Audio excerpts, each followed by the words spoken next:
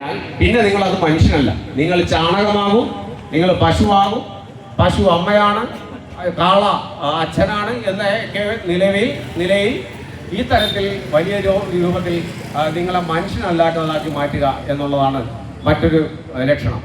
വേറെ മറ്റൊരു പ്രധാനപ്പെട്ട ലക്ഷണം എന്ന് പറയുന്നത് പ്രൊപ്പഗൻഡയാണ്. പ്രൊപ്പഗൻഡകൾ സൃഷ്ടിക്കുക. നമുക്കറിയാം, നമ്മുടെ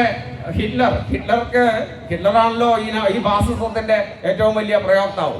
അദ്ദേഹത്തിന്റെ മന്ത്രിസഭയിൽ ഒരു മന്ത്രി ഉണ്ടായിരുന്നു, ഗീബൽസിന്റെ പ്രധാനപ്പെട്ട ഒരു ആശയം എന്ന് പറയുന്നത് കള്ളം പിന്നെയും പറയുക, പിന്നെയും ആവർത്തിക്കുക, 1000 തവണ ആവർത്തിക്കുക, പിന്നീട് അത്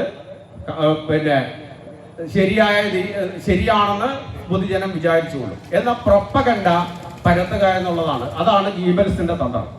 അത്തരത്തിൽ ഗീബൽസിന്റെ തന്ത്രം ആവിഷ്കരിച്ചുകൊണ്ട് നമ്മുടെ നാട്ടില് BJPക്കെതിരായിട്ടുള്ള വലിയ തോതിലുള്ള കള്ളപ്രചരണങ്ങളാണ് നടന്നു വരുന്നത്.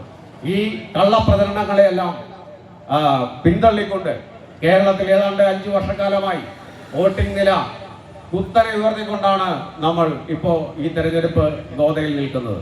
നിങ്ങൾക്ക് ആർക്കെങ്കിലും ഇതിനു മുമ്പ് ഇത്തരത്തിലൊരു യോഗത്തിൽ പങ്കെടുക്കുന്നതോ ഇല്ലെങ്കിൽ ഒരു സ്ഥാനാർത്ഥി വന്ന് സ്വീകരിക്കുന്നതോ ഒക്കെ ഓർമ്മയിൽ പോലും ഉണ്ടാകുമോ? ഇല്ല.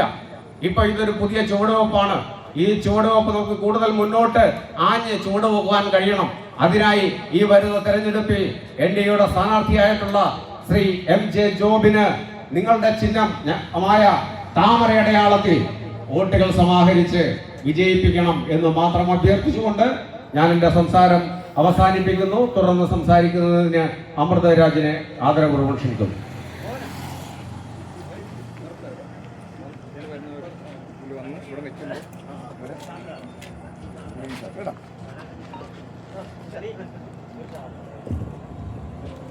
ഫ്രണ്ടോട്ട്